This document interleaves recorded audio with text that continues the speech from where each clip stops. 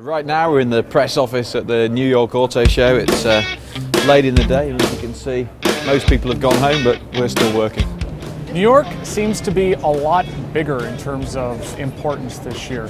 Whereas LA seemed a little down, New York's more important. Certainly it's the most important one that I've been to in, say, the 4 years I've come to the New York Auto Show.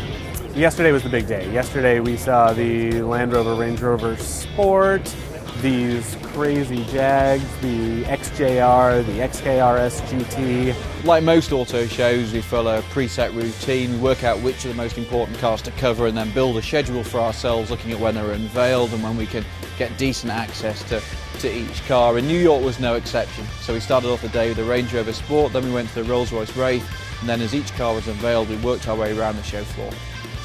I mean, easily the biggest surprise was the Camaro Z28. I mean, no one knew it was coming. It was a car that it's going to sit at the top of the lineup. I mean, we're talking it's going to be one of the most expensive Camaros ever made.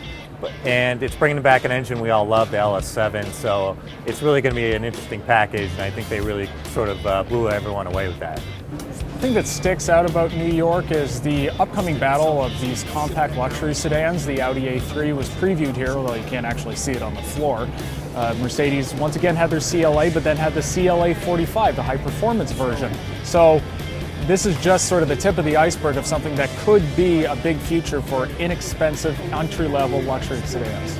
I think the CTS from Cadillac was something that we knew was coming, but wasn't sure how it was going to pan out.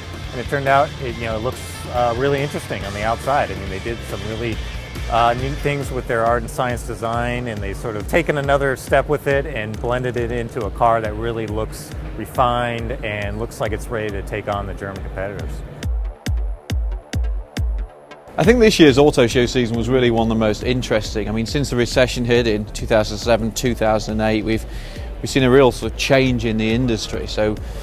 And I actually think this year was the first year that you really sensed the industry gaining confidence again and really starting to bounce back. And when you turned up at Geneva, I think there were 4 or 5 multi-million-dollar cars, and here in New York as well, it's been the Exotica that's grabbing the attention. And there's a confidence and a buoyancy about the industry which there hasn't been for 5-6 years. New York is traditionally sort of the end of the auto show season, but Frankfurt comes along in September, and that 4 months really just goes by super quick. I'll miss the reveals. I'll miss being able to see every new car on the market.